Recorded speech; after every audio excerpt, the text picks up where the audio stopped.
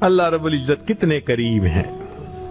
چنانچہ ایک اور حدیث مبارکہ سنیے، جاء رجل الی النبی صلی اللہ علیہ وسلم وهو یقول، ایک نوجوان آیا نبی الاسلام کی خدمت میں اور وہ کہہ رہا تھا، وَذُنُوبَاهُ مَرَّتَيْنِ أَوْ ثَلَاثَ، 2 دفعہ اس نے کہا ہائے میرے گناہ، میں برباد، میں مارا گیا، لٹا گیا، جیسے ہم کہتے ہیں اپنی زبان میں۔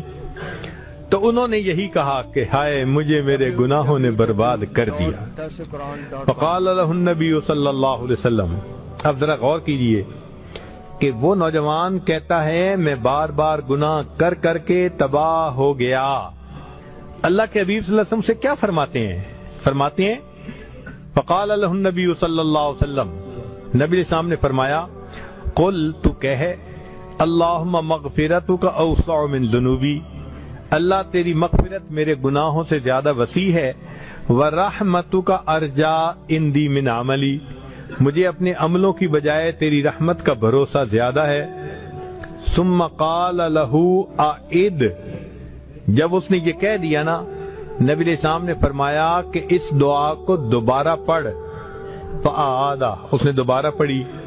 ثم قال له اعد، نبی علیہ السلام نے فرمایا تیسری مرتبہ یہ دعا پڑھ۔ فاعاد، اس نے تیسری مرتبہ پڑھی۔